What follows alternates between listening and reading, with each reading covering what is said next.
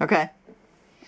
Hi, my name is Emily, and we are going to be playing the dinosaur game.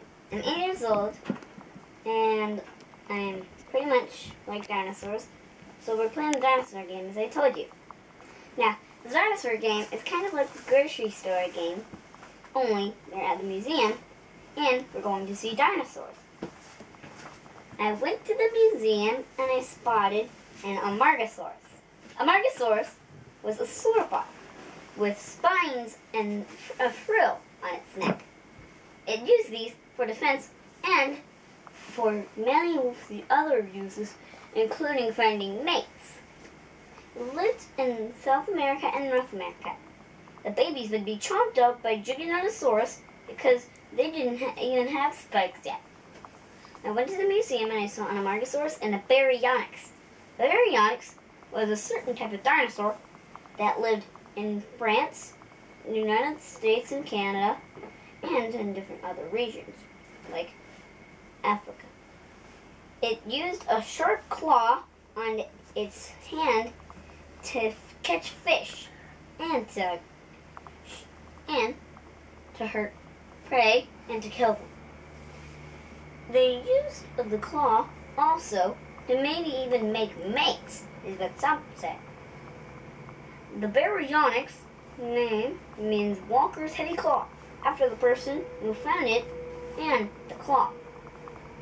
I went to the museum and I spotted an Amargasaurus, a Baryonyx, and a Coelophysis. A Coelophysis was a small, slender dinosaur that lived in the Triassic, along with Placeres, Plateosaurus, Postosuchus, Unisaurus, and other dinosaurs. It was very well known for its location of where it lived, Ghost Ranch, New Mexico. Its name means hollow form because it was extremely hollow.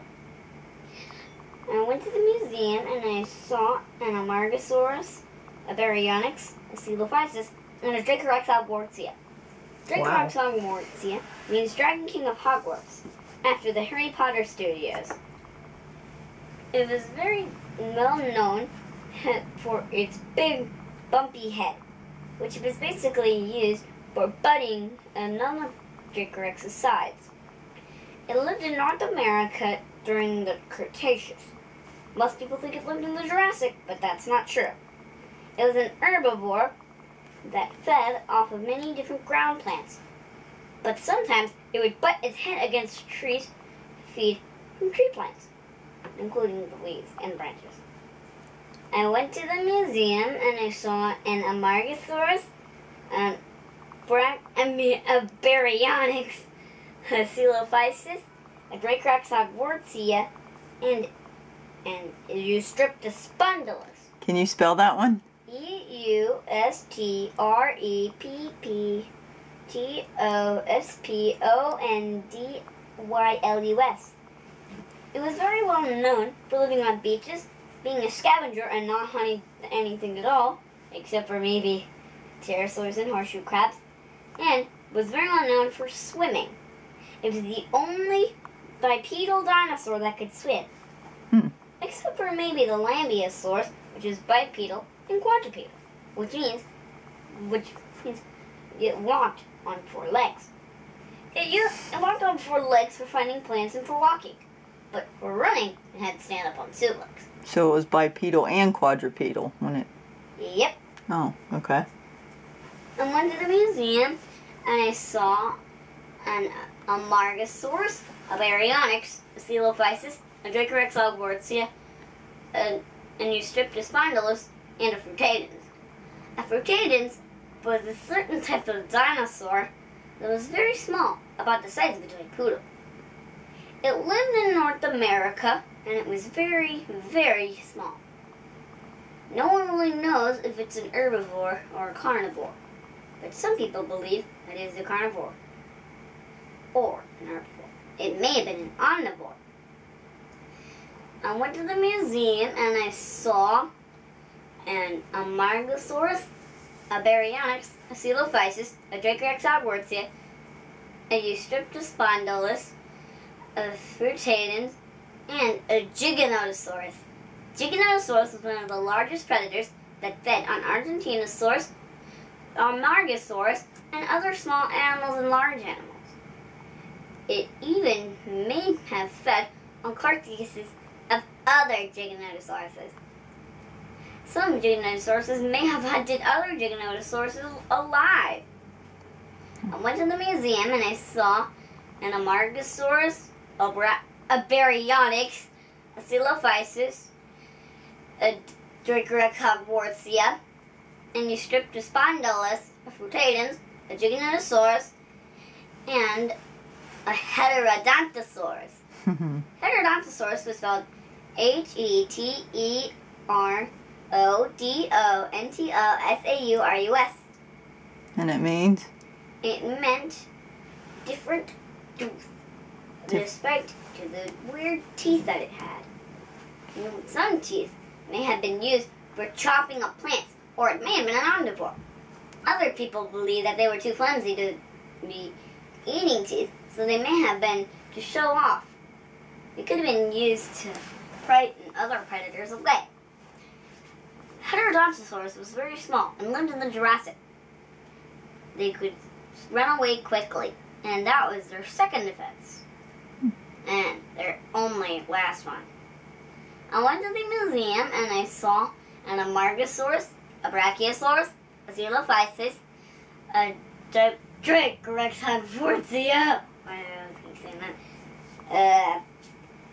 And you stripped a Spondylus, a Frutadens, a Giganotosaurus, a Heterodontosaurus, and an Ingenia. Ingenia lived in Mongolia and was an oviraptorosaur. But there was one difference. Although Ingenia did not have a crest, the other oviraptors had crests. But it could have had colored skin, better than a crest. It would have been, the skin would have been used to show off for mates. Okay. Some people believe it had feathers, different types of feathers.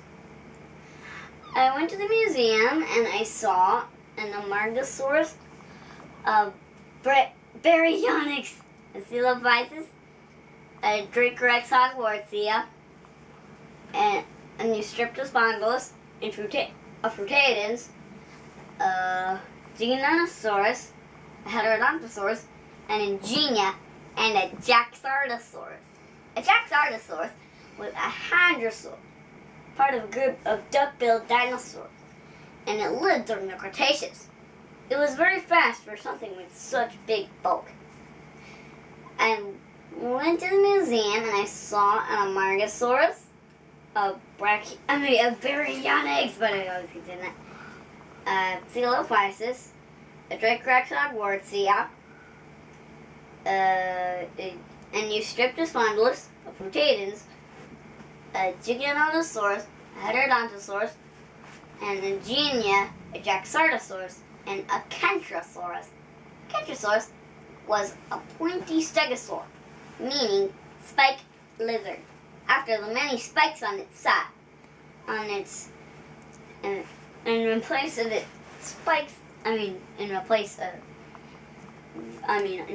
of plates on its back, and for the spikes sticking out from its hips. It was very well known to live in Africa and fight many other predators. I went to the museum and I saw an Amargasaurus, a Baryonyx, a Coelophysis, a Dracorecogwartia, and you stripped a Spondylus, a Frutadens, a Giganotosaurus, a Heterodontosaurus, an Ingenia, a Jaxartosaurus, a Kentrosaurus, and a Mamenchosaurus. Mamenchosaurus had the longest neck out of all long-necked sauropods. It was very well known for its whip-like tail. It's the same characteristic in Diplodocus and other dinosaurs. And it was very well known for the long neck. Its skull looked kind of like Brachiosaurus's neck. Okay. It lived in the Cretaceous. Same with Omegasaurus. Freeze.